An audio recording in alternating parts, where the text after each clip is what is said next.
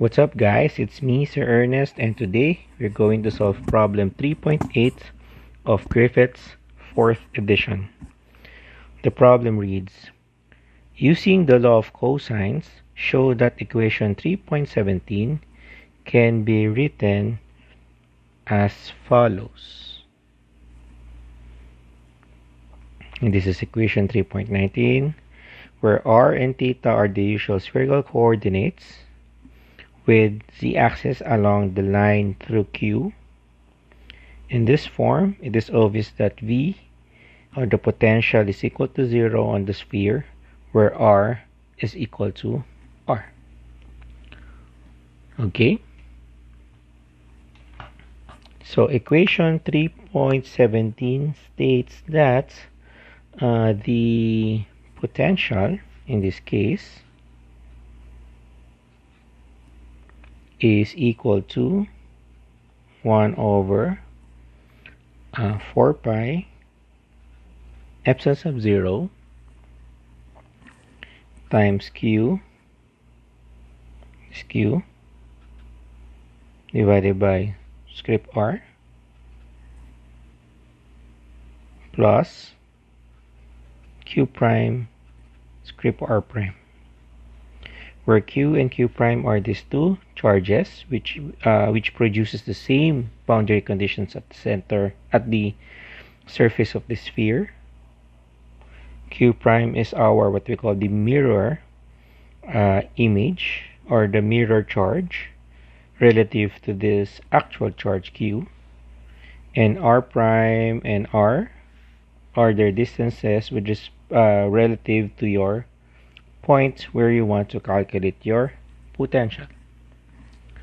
Okay, so from here we could see that the distances R is equal to by cosine law, so this is R, this is theta, opposite angle of R, this regular R, and this is A. So script R is now written as R squared plus A squared minus 2 RA cosine theta. This is from cosine law. Similarly, R prime would be equal to square root of R squared plus plus B squared minus 2 RB cosine theta. Okay, so to make things a little bit simpler, let's calculate these ratios first, and then we add them together, and then we multiply it with 1 over 4 pi epsilon sub 0. So let's start with Q over script R. Okay, this is very simple because this is just a direct substitution for this. Remember that what we want to do is we represent V in terms of these variables, capital R, A, and Q. Okay, and not by this amount, because these are just representations of this system. Okay, so this is Q over R, so this is just Q over square root of R squared plus A squared minus 2 AR cosine theta. On the other hand, Q prime over R prime is now equal to, because remember the relationship between Q prime and Q based on our on example 3.2 is that Q prime is equal to negative R over AQ, while B is equal to R squared over A. And we're going to substitute these two relationships here and here. Okay, so let's do this. So this is negative RQ over A times 1 over square root of R squared plus B squared, which is R to the 4th over A squared minus 2R times R squared over A cosine theta.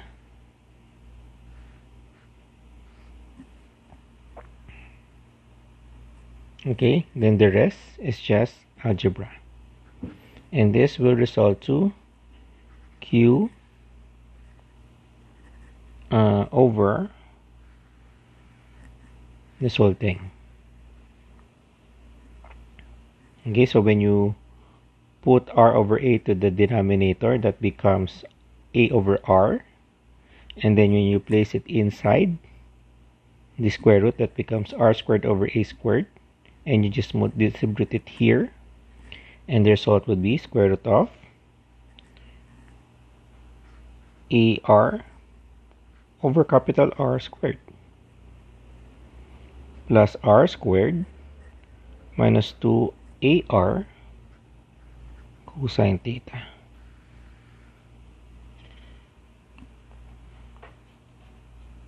Which is this one. Okay, so let us write it here. So combining everything together, we now have V,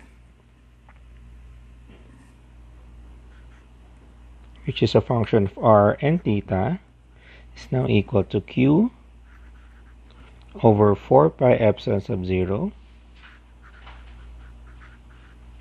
times 1 over this whole thing, square root of R squared plus A squared minus 2AR cosine theta minus 1 over square root of R squared plus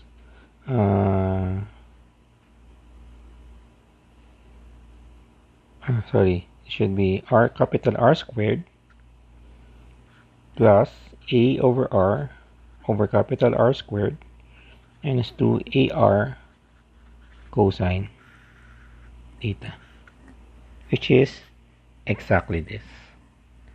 Okay, easy, right? This is just to verify that this equation that we earlier found is actually equal to this. And by substituting this relationship between small r and capital R, we will notice that this will become 0, which satisfies the the original configuration of our problem. Okay, so that's it. That's problem 3.8, letter A. So in the next video, we're going to solve the succeeding items in this problem. That's problem 3.8b, where we are going now to compute for the induced charge on this sphere. Okay, so for now, thank you for watching. I hope you learned something today, and I'll see you guys in the next video. Bye-bye.